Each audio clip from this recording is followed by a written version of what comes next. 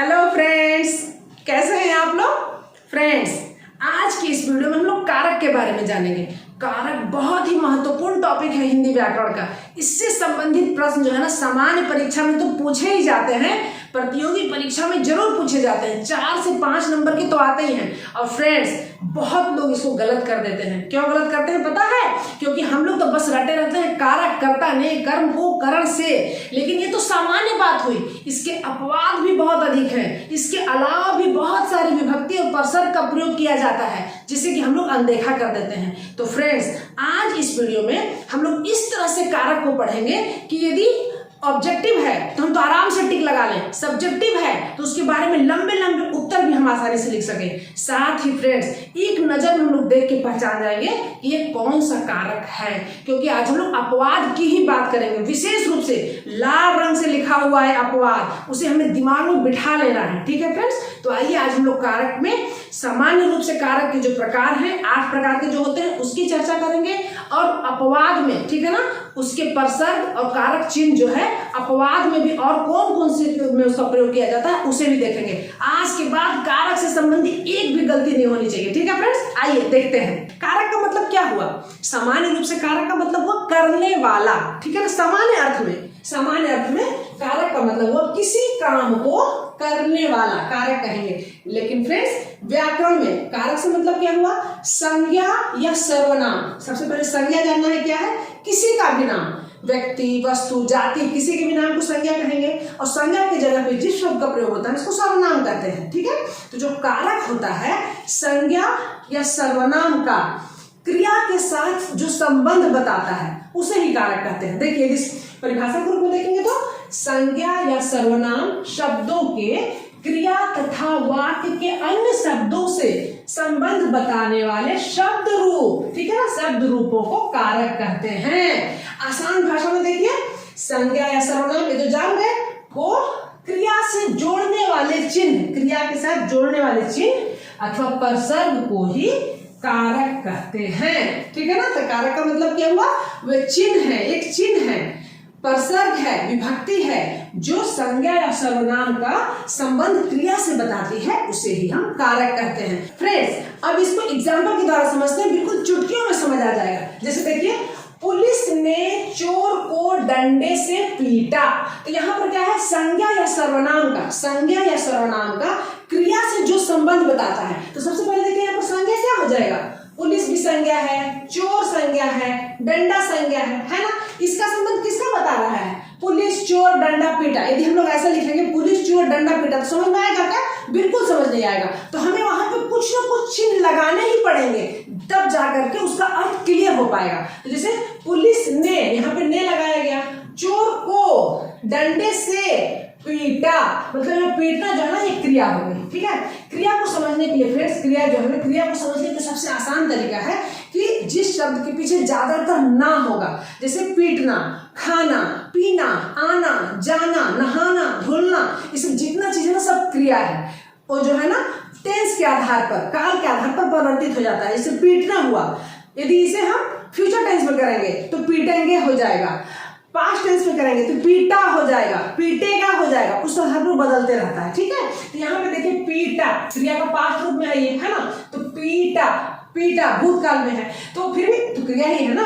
तो पुलिस ने चोर को डंडे से पीटा, तो यहाँ पर पीटने के साथ संबंध बताया जा रहा है। पुलिस ने पीटा है, चोर को पीटा है, डंडे से पीटा है। तो जहां पे संज्ञा या सर्वनाम का क्रिया के साथ संबंध बताया जाए, उसे ही हम जो है ना कारक कहते हैं।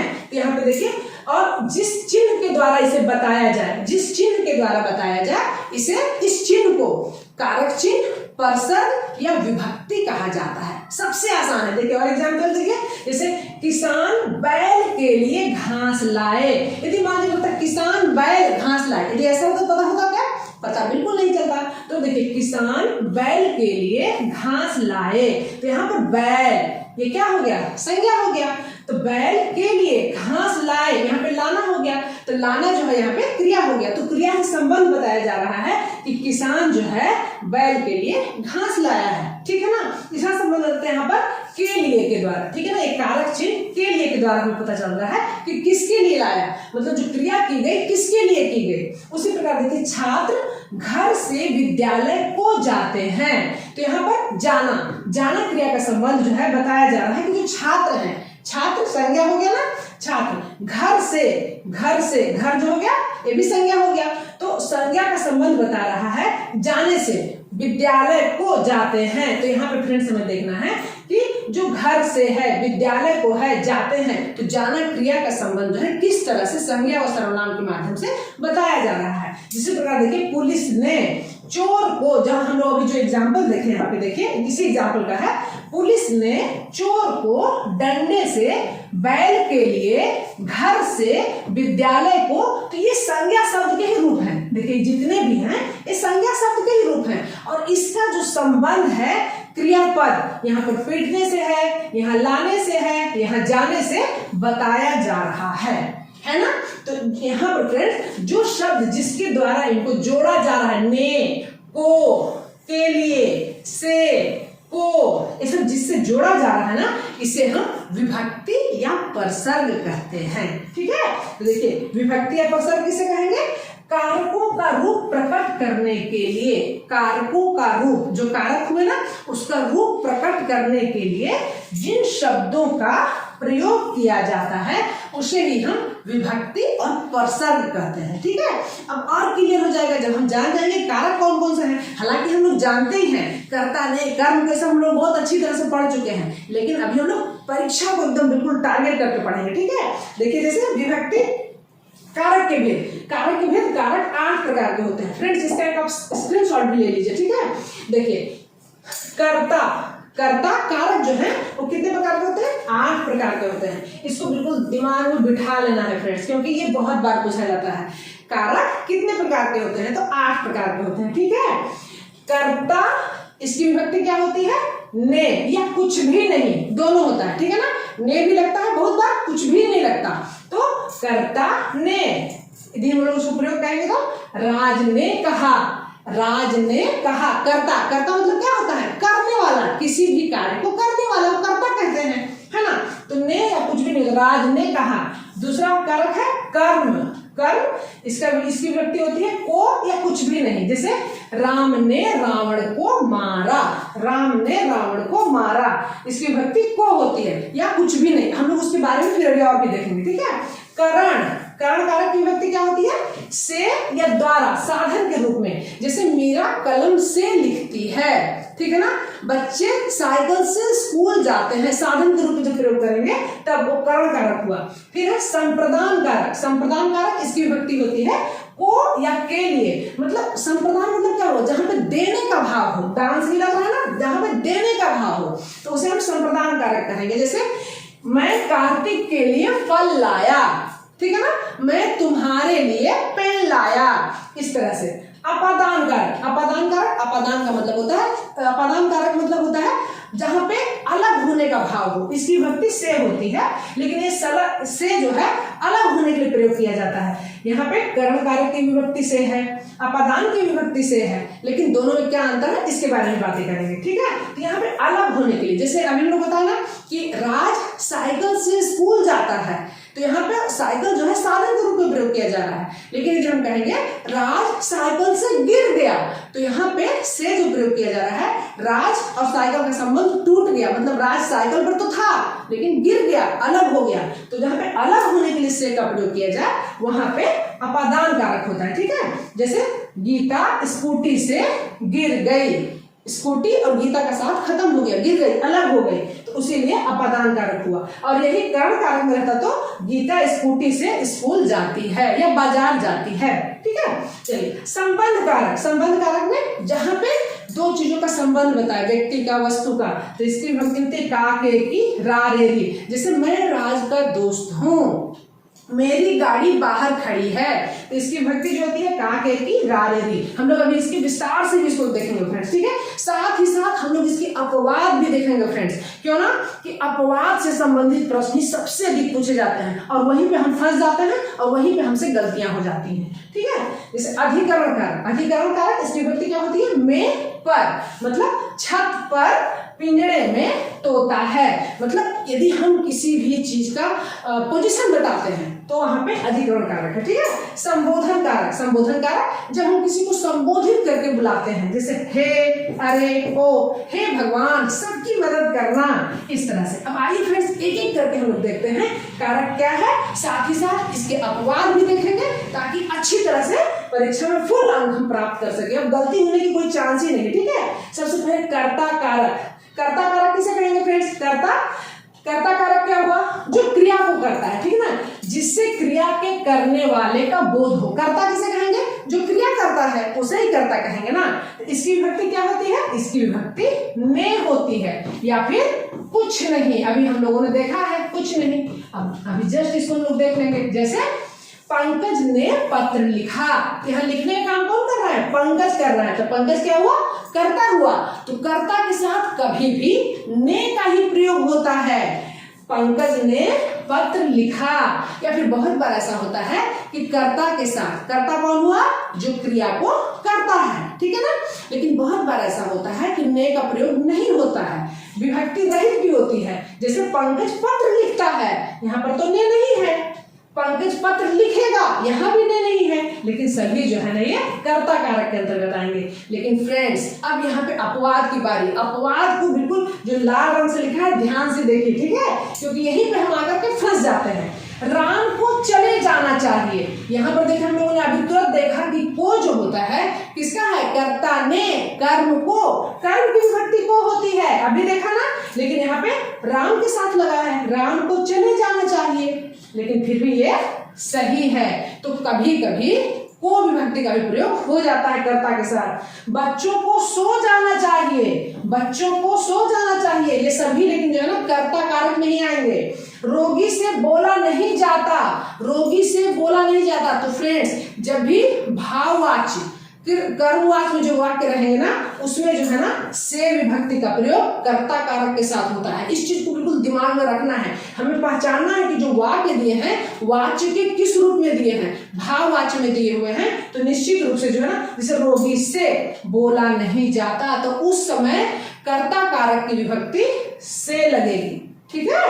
देखिए, पुलिस के द्वारा चोर पीटा गया, पुलिस के द्वारा चोरों को मारा गया, यहाँ पर के द्वारा आया ना। ये सभी कर्ता कारक की विभक्ति है, सब अपवाद के अंतर्गत है, लेकिन सभी कर्ता कारक के अंतर्गत ही आएगा।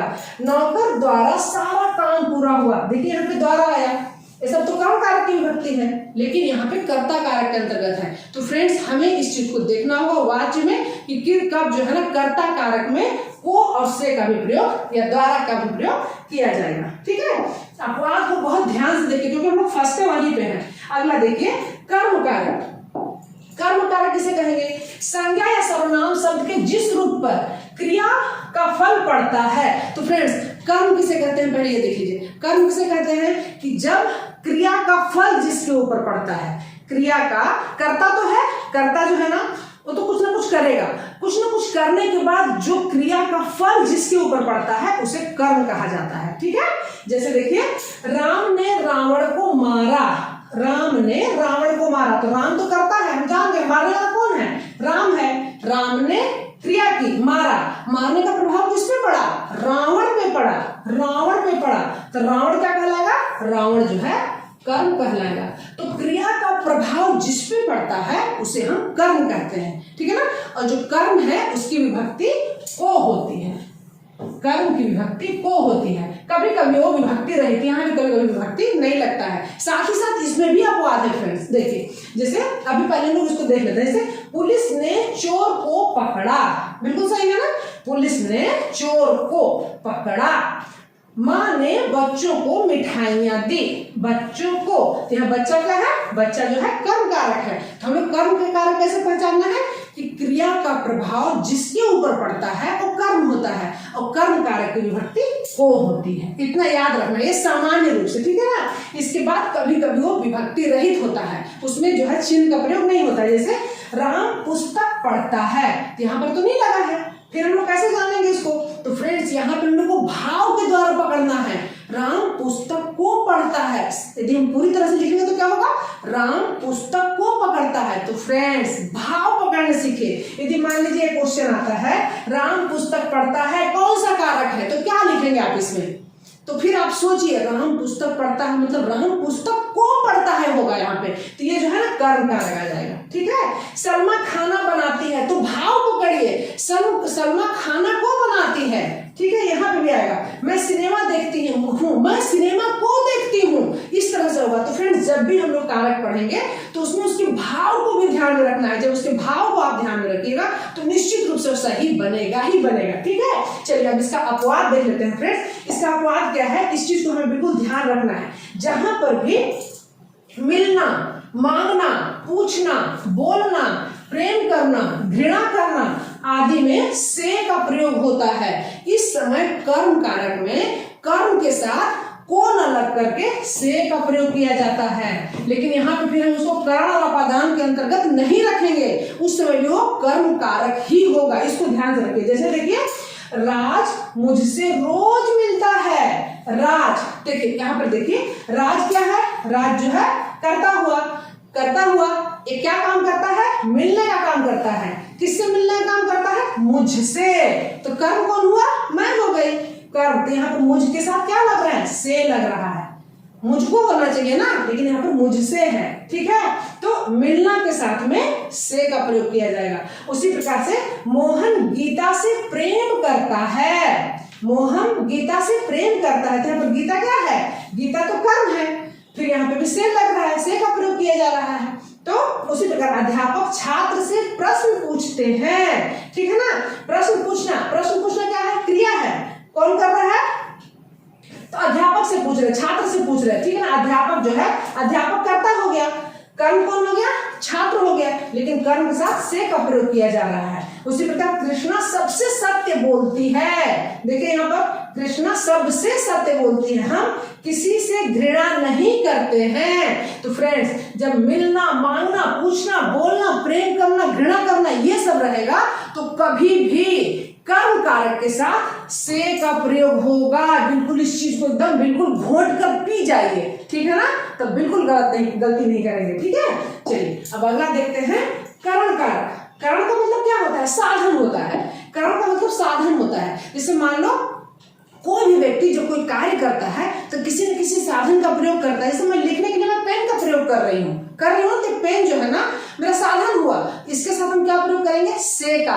पेन से लिखती हूँ, बोलेगा ना चम्मच से खाती हूँ। मतलब अपने काम को और आसान बनाने के लिए हम लोग जिस चीज का प्रयोग करते हैं, साधन का प्रयोग करते हैं, वही करण कारक हुआ।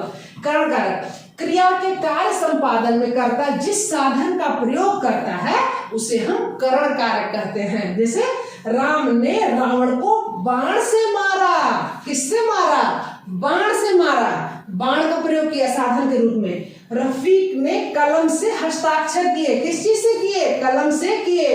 तो फ्रेंड्स जिस साधन का प्रयोग किया जाता है उसे करण कहेंगे। और इसकी विभक्ति क्या होती है, इसकी विभक्ति से होती है या फिर के द्वारा होती है, के द्वारा होती है, द्वारा होती है।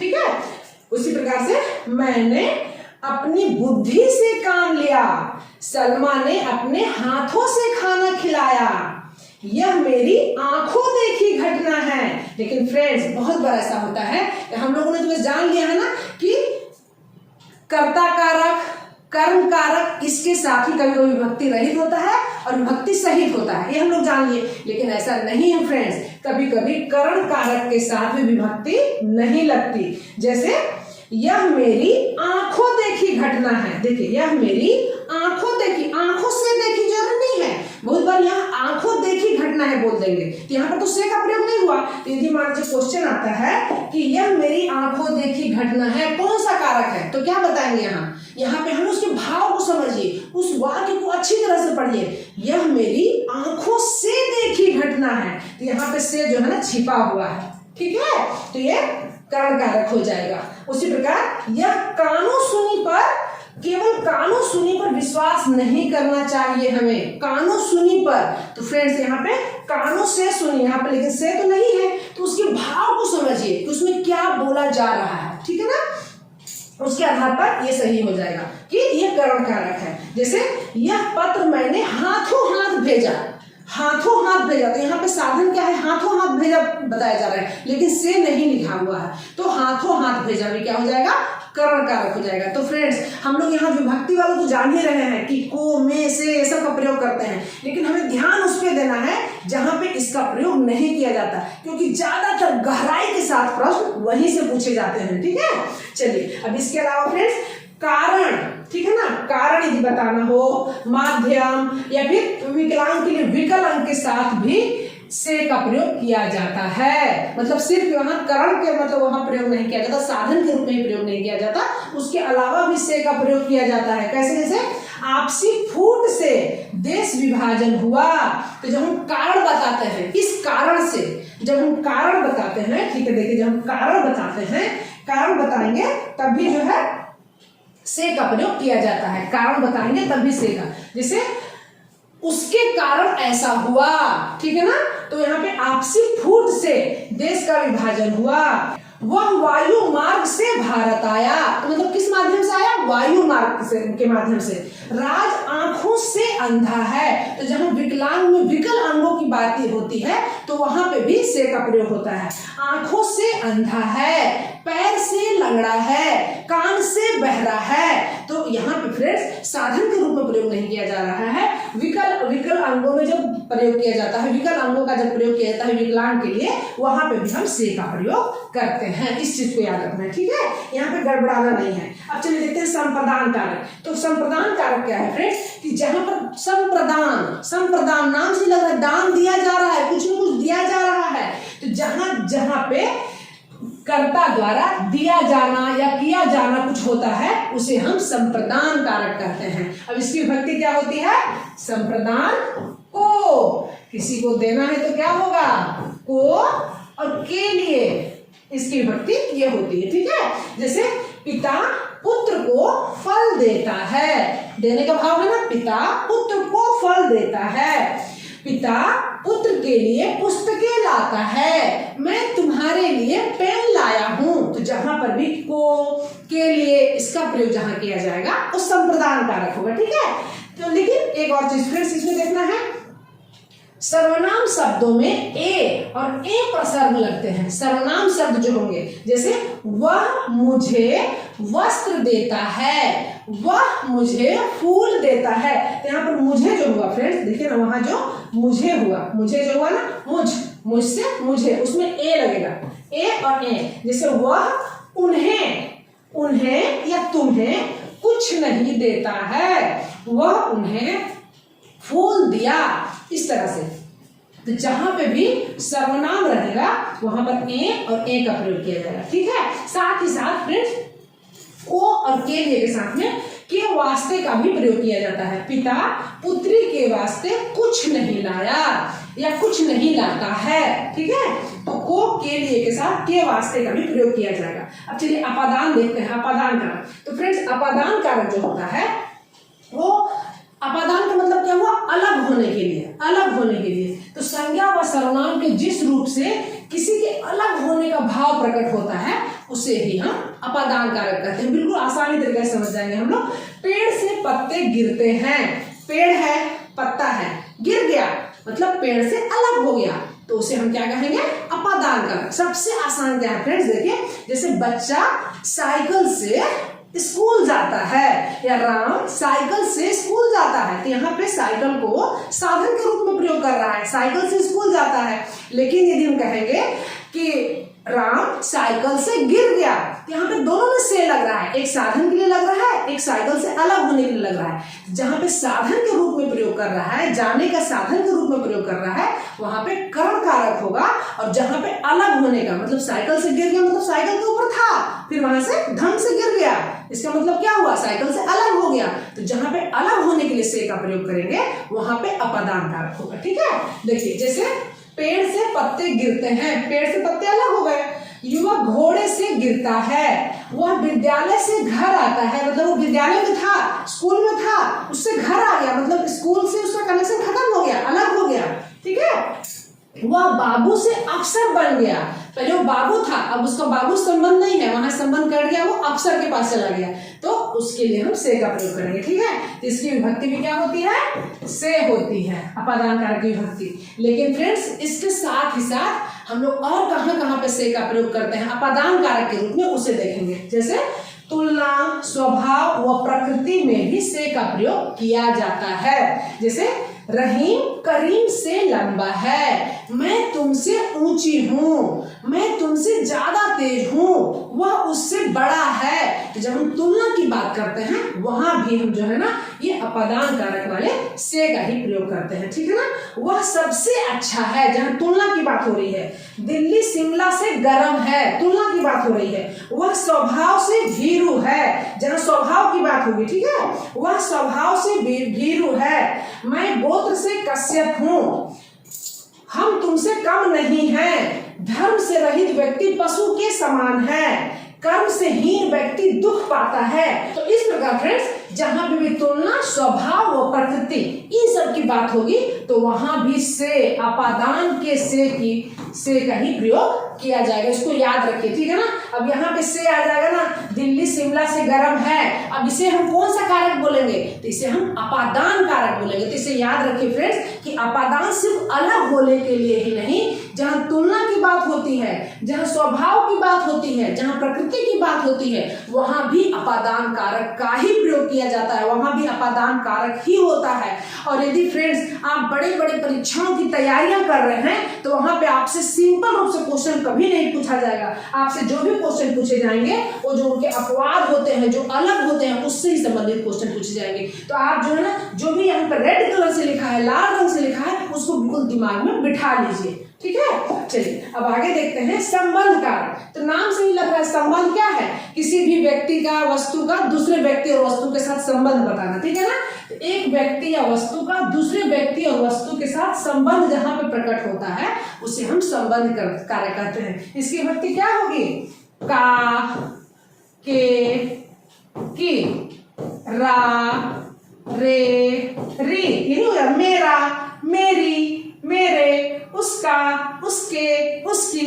है ना, बिल्कुल आसान। देखिए, महेश नरेश का भाई है, वह राम की पुस्तक है। तो यहाँ पर का किसे पता चल जा रहा है कि संबंध बताया जा रहा है। एक चीज और फ्रेंड्स, यह जो है ना लिंग और वचन के साथ बदल जाता है, लिंग और वचन के साथ। यदि मान लीजिए का लिखा है, राम महेश नरेश का भाई है, और यदि मान रहता है यहाँ पे गीता, यदि मान जिसकी जगह पर रहता तो गीता नरेश, फिर की हो जाता और फिर इसकी जगह बहन हो जाता, बहन है। तो ये जो ना लिंग और वचन के साथ बदलता रहता है। ठीक है ना, अगला देखिए, यह राम की पुस्तक है, यह राम की पुस्तक है। उसी प्रकार से मान रहता ये राम के भाई हैं, यदि वचन में अधिक लोग रहते तो क्या बोलते हैं, ये राम के भाई हैं, हो जाता ना। तो ये जो है ना का, के, की लिंग और वचन के आधार पर बदल जाता है। हमारे घर के सामने मंदिर है, हमारे, हमारे हम संबंध बताया जा रहा है। ठीक है ना, यह अपनी गाड़ी है। तो फ्रेंड्स यहाँ पर का, के, की, रा, रे, री, साथ ही साथ ना, नी और ने, इसका भी प्रयोग संबंध कारक के लिए किया जाता है। यह अपनी है, यह अपना है, ये अपने लोग हैं। ये तो बहुत ही आसान है। ठीक है ना, का, के, की, रा, रे, री, ना, ने, नी, इसको बिल्कुल दिमाग में बिठा लीजिए। ठीक है, चलिए अब अगला देखते हैं अधिकरण कारक। अधिकरण कारक क्या होता है फ्रेंड्स, क्रिया के जब भी घटित होने का स्थान, समय और आधार या आश्रय का ज्ञान हो। ठीक है ना, क्रिया के घटित होने वाले स्थान, समय, आधार या आश्रय का ज्ञान होता है, उसे अधिकरण कारक कहते हैं। इसकी विभक्ति क्या होती है, इसकी विभक्ति होती है में और पर, में और पर। जैसे राम घर में है, पता चल रहा है उसका आधार कहाँ है, उसका पोजीशन क्या है, घर में है। बच्चे छत पर हैं, छत के ऊपर हैं। ठीक है, जैसे पेड़ में फल पक रहे हैं, तो यहाँ पे पता चल गया फल कहाँ पे पक रहे हैं, पेड़ में पक रहे हैं। फल कहाँ पक रहे हैं, पेड़ में पक रहे हैं। देखिए, तो यहाँ पर फल का आधार कहाँ पे है, पेड़ में, तो यहाँ में के द्वारा बताया जा रहा है पेड़ में पक रहे हैं। ठीक है, तो इसी प्रकार से फ्रेंड्स समय मेरी घड़ी में 10 बज रहा है, लेकिन जहां पे आधार के साथ साथ में, स्थान के साथ साथ में यदि हमें समय के बारे में बताना हो तब भी हम में का प्रयोग करते हैं। जैसे मेरी घड़ी में 10 बज रहे हैं, ठीक है, या हमें समय पर विद्यालय पहुंचना चाहिए, वह रात में कहीं चले जाते हैं। तो जहाँ पे समय के भी बारे में बात होती है वहां पर भी हम में पर का यूज करते हैं।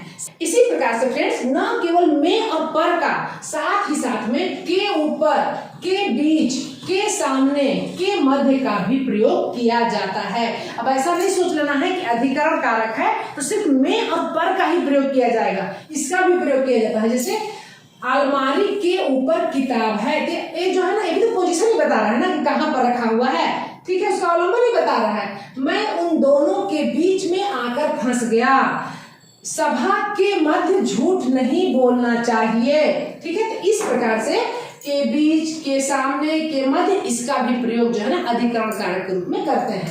उसी प्रकार विश्वास, दया, कृपा, अनुग्रह, ममता के योग में भी इसका प्रयोग किया जाता है। जैसे मुझे आप पर विश्वास है, मुझे आप पर विश्वास है, ईश्वर की मानव पर दया है, मुझे आपने मुझ पर कृपा की, मुझ पर कृपा की, अध्यापक छात्रों पर अनुग्रह करते हैं। तो फ्रेंड्स इस प्रकार से जो अधिकरण कारक का में और पर है वो विश्वास, दया, कृपा, अनुग्रह, ममता के लिए भी प्रयोग किया जाता है। इस चीज को बिल्कुल हमें रट लेना है। ऐसा नहीं कि जो केवल आधार बता रहा है, जो पोजीशन बता रहा है सिर्फ वहीं पे होता है, उसके अलावा जो है ना ये सब अधिकरण कारक के ही उदाहरण है। जैसे माँ की पुत्र पर ममता थी, उत्तम अवस्था को व्यक्त करने के लिए भी, ठीक है ना, उत्तम अवस्था को व्यक्त करने के लिए भी उसका में का प्रयोग किया जाता है। जैसे वह गणित में पारंगत है, वह गणित में पारंगत है, कवियों में कालिदास श्रेष्ठ थे। तो जब किसी को बताना है कि बेस्ट है, आई एम बेस्ट, ठीक है ना, जब बेस्ट के बारे में बताना है, उत्तम है, तो वहां पे भी हम अधिकरण कारक के में का ही प्रयोग करते हैं। इस चीज को याद रखना है, ठीक है। जैसे पर्वतों में हिमालय ऊंचा है, पर्वतों में हिमालय ऊंचा है, ज्ञान में उसकी बराबरी नहीं है, ज्ञान में उसकी बराबरी कोई नहीं कर सकता, ज्ञान में, ठीक है। तो जब हम उत्तम अवस्था की बातें करते हैं, तुलना करते हैं, तो वहां पे भी अधिकरण कारक होता है। तो इस प्रकार से फिर से क्वेश्चन आता है कि वह गणित में पारंगत है, ये कौन सा कारक होगा? तो यहाँ पे भी हमें अधिकरण कारक ही बोलना होगा, क्योंकि अधिकरण कारक में फ्रेंड्स ये जो है ना उत्तम अवस्था के लिए, विश्वास, दया, कृपा, अनुग्रह, ममता के लिए, के ऊपर, के बीच, के सामने, के मध्य, ये सब, इन सब का जब हम प्रयोग करते हैं तो ये सभी जो है ये अधिकरण कारक के अंतर्गत ही आते हैं। इस चीज को हमें बिल्कुल याद रखना है, ठीक है। चलिए अब संबोधन कारक देखते हैं फ्रेंड्स। ये जो है संबोधन कारक, संबोधन कारक का मतलब क्या हुआ? जब हम किसी को संबोधित करते हैं, कुछ बोलते हैं, जैसे जिस रूप से किसी को पुकारा या संबोधित किया जाता है उसे संबोधन कारक कहते हैं। तो बहुत आसान है, अरे अरे सुन भाई, तो यहाँ पे जो अरे अरे क्या हुआ? संबोधन हुआ। हे गुरुजी हमें पाठ पढ़ाइए, तो यहाँ पे फ्रेंड्स ये विभक्ति कहलाएगी, परसर्व नहीं कहलाएगी, क्योंकि ये संज्ञा सर्वनाम के पहले आ रहा है, बाद में नहीं आ रहा है। बाद में जो आता है उसे हम परसर्व कहते हैं, ठीक है। लेकिन विभक्ति जो आगे आए पीछे आए, कहीं भी आए, दोनों विभक्ति हम कह सकते हैं, ठीक है। लेकिन ये जो है, इस चीज को याद रखें, इसमें ये जो आगे इसका प्रयोग किया जा रहा है इसे हम परसर्व नहीं कहेंगे, विभक्ति ही कहेंगे, ठीक है। अरे बच्चों तुम लोग क्या कर रहे हो? अरे बच्चों तो संबोधित किया जा रहा है उनको। ओ भाई मेरी सुन के जा, ठीक है ना। अजी मेरी बात तो सुनो। तो ये जो है ना, हे, अरे, अहो, हे, अरे, अहो, अजी सुनते हो, ये सभी जो है ना इस संबोधन कारक के ये सभी चिन्ह होते हैं। तो फ्रेंड्स कैसी लगी वीडियो? है ना जोरदार? फ्रेंड्स वीडियो को 1 से 2 बार देख लीजिए, निश्चित रूप से अब कारक से संबंधित एक भी प्रश्न छूटेंगे नहीं। साथ ही साथ फ्रेंड्स जो इसमें अपवाद बताए गए हैं, जो रेड कलर से लिखे हैं, उसको बिल्कुल अच्छी तरह से मार्क कर लीजिए और दिमाग में बिठा लीजिए, क्योंकि ज्यादातर कंपटीशन एग्जाम में प्रश्न वहीं से पूछे जाते हैं, ठीक है फ्रेंड्स। अगले वीडियो में फिर मिलते हैं, तब तक के लिए बाय बाय।